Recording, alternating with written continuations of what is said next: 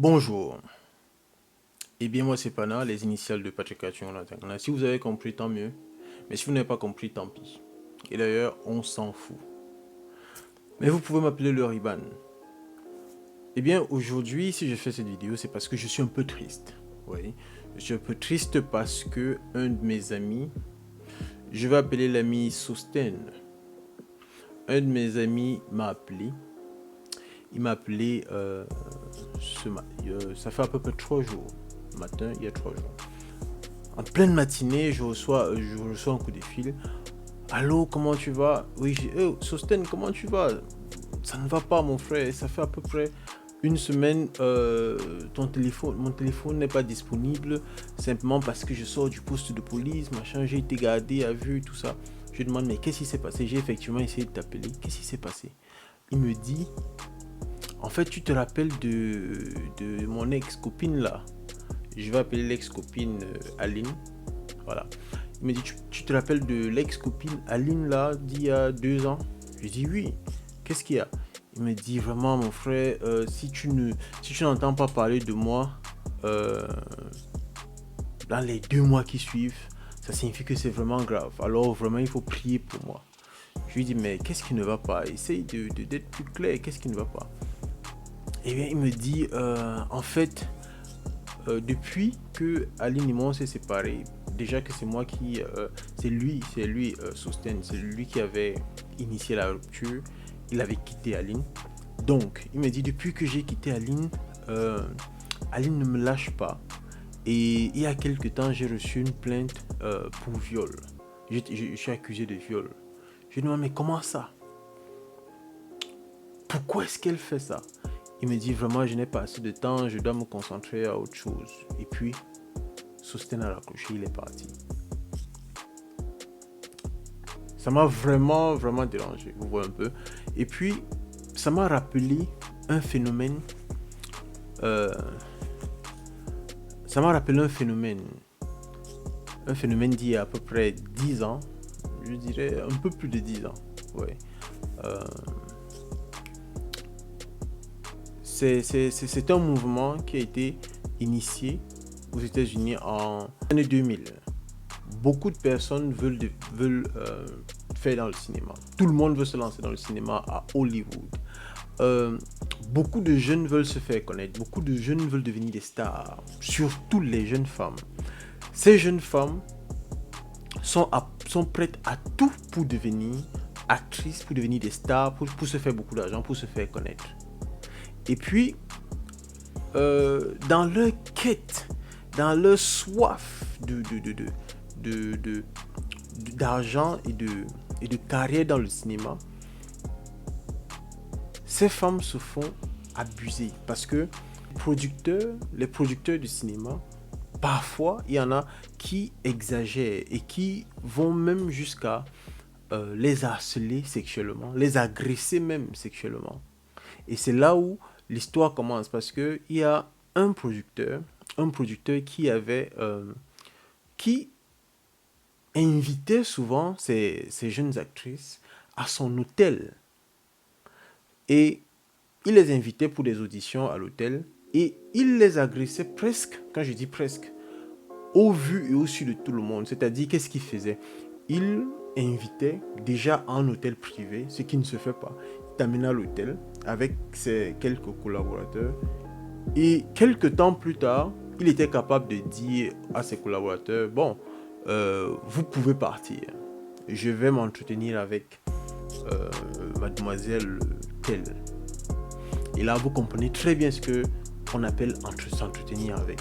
Donc, il était capable de les agresser sexuellement, parfois même les harceler. Ouais. Donc, son cinéma a duré, son cycle a mis long, ça a mis quand même quelques temps, presque une dizaine d'années, jusqu'à ce que une femme qui elle n'a pas été violée, elle n'a pas été agressée sexuellement, mais elle se faisait harceler par ce monsieur. Elle se faisait harceler au point où elle a décidé d'appeler une femme qui s'appelle Tamara Burke. Tamara Burke, en 2006, décide donc d'amener la jeune femme qui se fait harceler sexuellement, décide de l'amener sur un plateau de télévision, un plateau de télé, voilà, et se met à lui poser des questions. Donc du coup, la jeune femme se met à déballer toute l'histoire. Elle parle de tout ce qui s'est passé et du harcèlement. Et comme si ça ne suffisait pas, 2 jours plus tard, il y a une autre femme qui est sur un autre plateau télé qui se met à raconter la même histoire. Elle se met à raconter la même histoire, presque la même histoire, avec le même monsieur. Et là, comme une traînée de poudre, ça se répand sur tous les plateaux. Toutes les femmes se mettent à parler. Ah, toi aussi tu as été violée, toi aussi tu as été agressée, toi aussi tu te fais harceler, toi aussi. Du coup, ça devient moi aussi. Et là, la première femme, qui se fait appeler Tamara Burke, elle lance dans le mouvement du moi aussi. À quoi consiste le mouvement du moi aussi? Eh bien, le mouvement du moi aussi, ça consiste à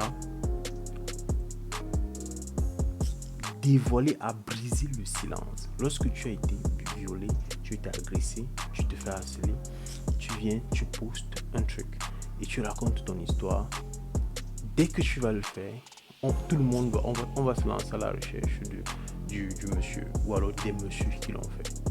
Donc du coup, une chasse à l'homme commence. Une chasse à l'homme commence. Tous les hommes se font interpeller parce que tous les hommes riches, à la base, ce sont les hommes riches. Parce que ce sont les hommes riches qui, d'habitude, pour cette façon, ils invitent à l'hôtel, ils ont des collaborateurs, ils agressent, ils violent, ils harcèlent. Donc, à la base, ce sont des hommes riches.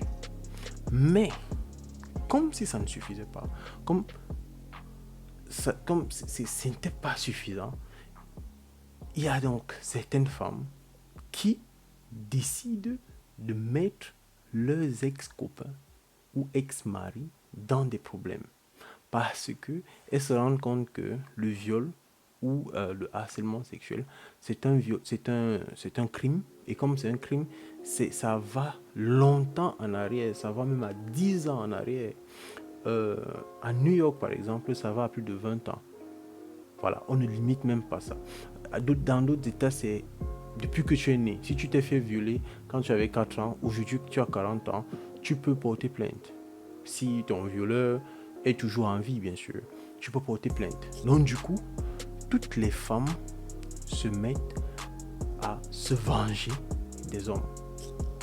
La femme prend dans l'image de la victime et les hommes prennent l'image des agresseurs, des obsédés sexuels,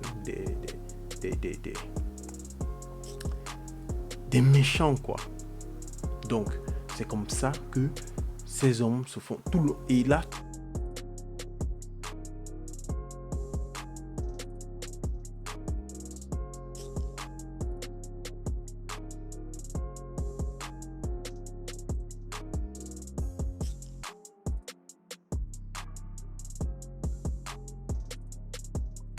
chaque homme est là dans son coin et se demande quand est-ce qu'on viendra me prendre. Parce que tout le monde peut accuser tout le monde. Et dans ce genre de mouvement populaire, on n'écoute plus.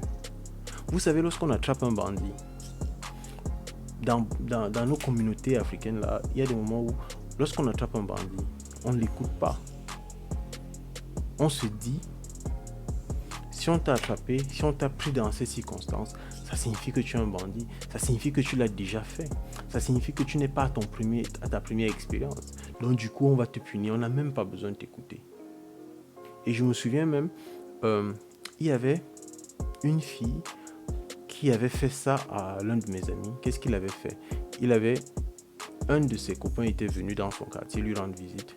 Et puis, pendant qu'ils étaient en train de discuter, ça s'est un peu enflammé. Ils étaient fâchés. Et puis la fille dit à mon ami, si tu ne pars pas d'ici, je crie au voleur. Et si elle crie au voleur, on viendra te prendre. Tu vas te faire brûler. Donc du coup, c'est le mouvement populaire fait en sorte que on n'écoute pas. Et comme c'était devenu un mouvement populaire, comme c'était devenu un mouvement populaire, du coup, aucun homme n'était écouté. Donc, tu étais un agresseur de nature. Tu étais né agresseur. Le simple fait que tu sois un homme faisait de toi un agresseur. Voilà. Donc, ce mouvement de moi aussi, en anglais, ça se traduit par Me Too, est devenu vraiment très populaire. Et beaucoup de femmes qui avaient l'intention de nuire, de détruire, de se venger, ont vraiment détruit une grande partie d'hommes. Beaucoup d'hommes étaient vraiment ont été incarcérés à cause de ce mouvement-là. Et c'est pour ça que lorsque les juges se sont rendus compte de la supercherie de ces femmes, on s'est mis à écouter. Et lorsqu'on s'est mis à écouter, désormais, il y a beaucoup d'hommes qui sont innocentés et tout va mieux. Voilà. Mais je me dis, pour revenir à l'histoire de mon ami Sosten, je me dis que ce genre de mouvement devrait complètement disparaître. Parce que, en fait, ça ne devrait pas disparaître, mais ça devrait appeler à plus de transparence et on devrait se pencher dessus pour éviter ce genre de scène, quoi. Parce que Sosten, je ne suis pas sûr qu'il ait eu cette intention de violenter ou d'agresser sexuellement sa copine. Mais aujourd'hui, peut-être elle a toujours la rage, elle est toujours fâchée contre lui et veut lui faire, il veut le punir, quoi. Voilà. Donc vraiment, chère dame, ça c'est juste un appel à je vous demande juste de ne pas vous mettre dans ce genre de situation parce que c'est pas tout le monde qui viole, c'est pas tout le monde qui a envie de vous faire du mal. Voilà. Je vais faire une autre vidéo qui parle du moi aussi ou alors du Me Too, mais dans une autre version plus tard. D'ici là, passez une bonne semaine et bye.